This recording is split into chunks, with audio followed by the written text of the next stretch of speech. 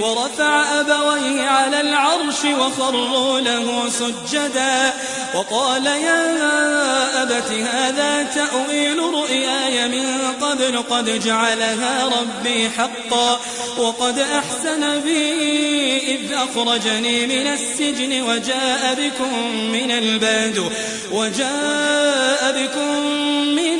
من بعد أن نزغ الشيطان بيني وبين إخوتي إن ربي لطيف لما يشاء إنه هو العليم